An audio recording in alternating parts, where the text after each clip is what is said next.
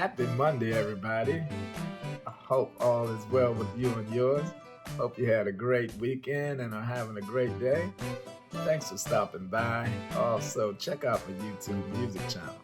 I'm Jamie Totten, and this is Here's the Thing. Okay, today a little NFL, a little WNBA, and of course, the election watch. So, I'll start with the little NFL. My Browns versus the Philadelphia Eagles. Well, the first half, Philly was having its way with the Browns, as most teams do early in the games. But a blocked field goal attempt by Miles Garrett and the scoop and score for a touchdown by Rodney McLeod Jr. tied the game at the half 10-10. Yeah. Browns offense was struggling as usual. Now, first third down didn't come until less than a minute left in the third quarter. So, you had first, second, pretty much the whole third quarter without a third down conversion. That's not good at all. Not at all. But only down three going into the fourth, they were. The Browns were only down three going into the fourth. The defense was keeping the game really close. And the game was tied at 13 with 10 minutes left. So, 13 to 13, 10 minutes left. The Eagles scored on a 45-yard touchdown pass from Hurts to Devontae Smith. And the Browns kicked two field goals. So, with 4 minutes left in the game, the score was 20-16, Eagles. Two big third down conversions, though, by the Eagles after the 2-minute warning, including the 39-yard pass on a 3rd and 11 from Hurts to A.J. Brown. Pretty much sealed the deal. That was it. And sending the Browns home with a 1-5 record. Not good at all. But that's okay. At least I saw Washington's bubble bust and the Cowboys get bum rushed. As you can see, I'm miserable and misery loves company. So thank y'all for the company. Yes, I can take that. Okay. Now, a little WNBA. So, the Liberty tied the series at 1-1. They beat the Lynx yesterday 80-66. Kayla McBride, she didn't have a good game offensively. Fell in the score in double figures. With only 8 points, 1 rebound, 1 assist. She averages 15 points, 2.6 rebounds, and 3 assists per game. And against the Liberty, they're going to need her to pick it up. She has to pick it up. She played pretty good in the first game, but these series are pretty quick, 5-game series. So, she has to pick it up as they head to the Target Center in Minneapolis. Napheesa Collier led the way for the Lynx with 16 points, 8 rebounds, 6 assists. Courtney Williams had 15, 16, 6 rebounds, and 8 assists. Alana Smith had 14 points, 2 rebounds, 2 assists. The Liberty were led by Breanna Stewart with 21 points, 8 rebounds, 5 assists.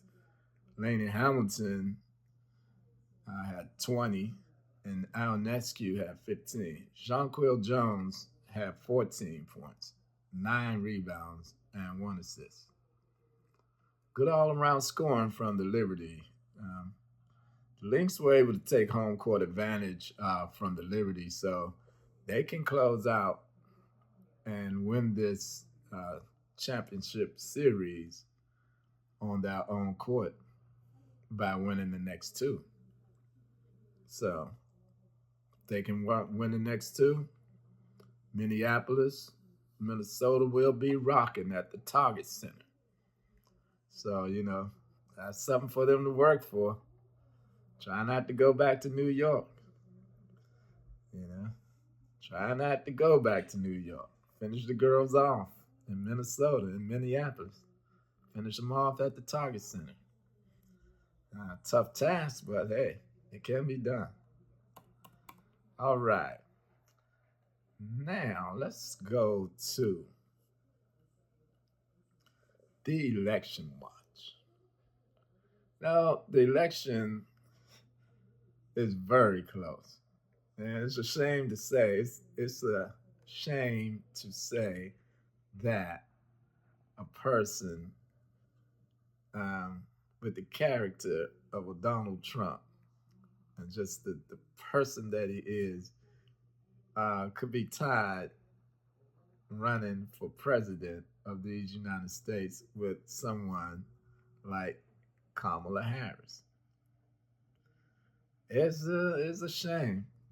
I mean, who, after watching this guy since 2015, who really thinks this guy is presidential, is a good president? Or do you think they just want to change the way this country is run? I don't know. But like I said, the election is very close. And it will come down to turnout. I mean, whoever can get their voters to turn out they will win. It's all about the turnout because it's obvious to me and should be to everybody else who's been watching this race or who's been watching Trump for 15 years. Since 2015. It's obvious that lies, bigotry, racism, misogyny, and just outright ignorance isn't a deal breaker. It just boggles my mind. That's not a deal breaker for the Republicans. That means any average Joe should be able to run the country then, because Trump has no skills as a businessman. We all know his real business acumen. It's not good. Not at all. So we know he's not a good person the way he lies and cheats. So, again, boggles my mind. So the Republicans, they have no platform to run on, but they do have an agenda. And that agenda is something else. That agenda is Project 2025. Yep. That project will take us back to the past. And probably a past that some of us wasn't even born yet. Like, I'm talking about some of the older cats too. Back past the 60s, back to the 50s and stuff like that, where, people of color had minimum choices and women had minimum choices also. So that's where they want to go back to. And that's not a good place. Not a good place. It's only a great place for uh, white men. That's where they flourished the most back there, the 50s, and when equal rights weren't equal, not at all. It wasn't equal at all. So anyway, so now President Bill Clinton was in Georgia today, stomping for the Vice President Harris. You know, yeah, she's pulling out the heavy hitters, her surrogates, to send them out there, or they're just going out on their own.